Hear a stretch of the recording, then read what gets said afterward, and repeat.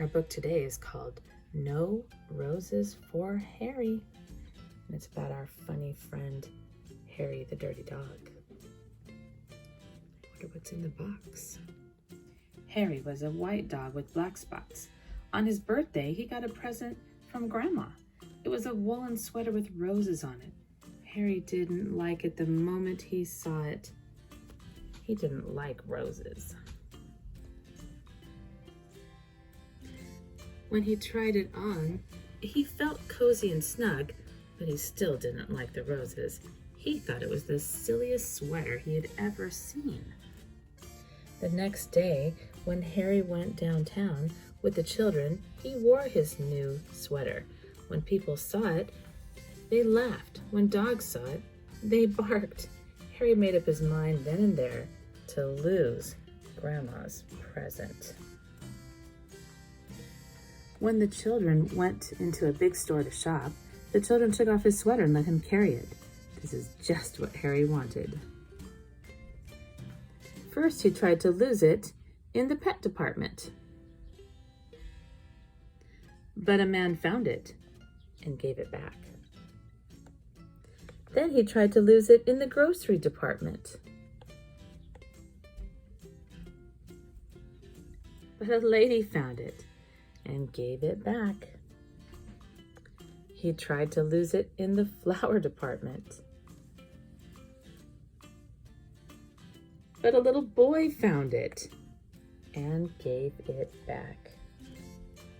The children didn't let Harry carry it anymore. They made him wear it. As they started home, Harry's beginning to think he'd never lose it. When he got home, his friends were waiting to play with him, but Harry didn't feel like playing, so they left him alone. As Harry sat, wondering what to do, Harry noticed a loose stitch in his sweater.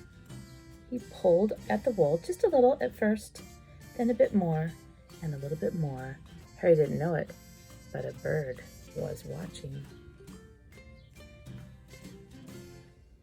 In a minute, Harry had pulled out quite a long piece of wool. The end of it lay on the grass. Suddenly, a bird flew down. Quick as a flash, she took the end of the wool in her beak and flew away with it. It all happened before Harry could even blink. The sweater began to disappear right before his eyes. First one leg and then the neck. Then the other leg and then the back. And finally, the whole thing was just one long piece of wool flying off into the sky. The sweater was gone. Harry could hardly believe it. He barked and jumped with joy, and then he ran out of the yard. He ran down the street barking thank you to the bird over and over again. The bird and the wool were just a tiny speck in the sky, but Harry kept following them.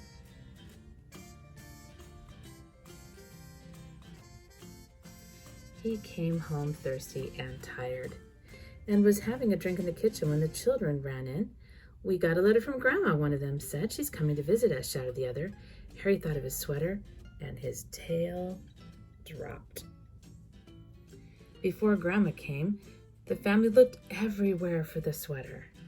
They wanted her to see how Harry looked in it. Of course, they couldn't find it. Only Harry knew.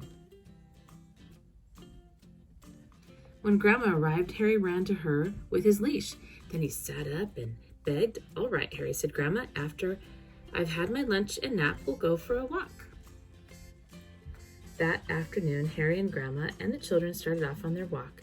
Harry barked happily and pulled toward the park.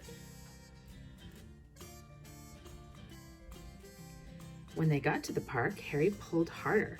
The children let him off his leash and he ran on ahead. He seemed to be looking for something. All at once, he stopped under a big tree. He looked up and began to bark and wag his tail. Grandma and the children came running. They got to the tree and looked up too. Suddenly, one of the children said, "I see a nest." "It's made of wool," said the other. And it's the very same color as Harry's sweater, they shouted together. It is Harry's sweater, exclaimed Grandma. Just then a bird looked out of the nest. Look, Grandma, look, shouted the children. Harry gave his sweater to a bird. I wonder how he did that, said Grandma. The bird sang and Harry wagged his tail even harder. At Christmas, Harry got a present from Grandma. It was a new sweater. Harry liked this one very much. When he tried it on, he felt as cozy and snug as the bird in the nest. Best of all, it was white with black spots.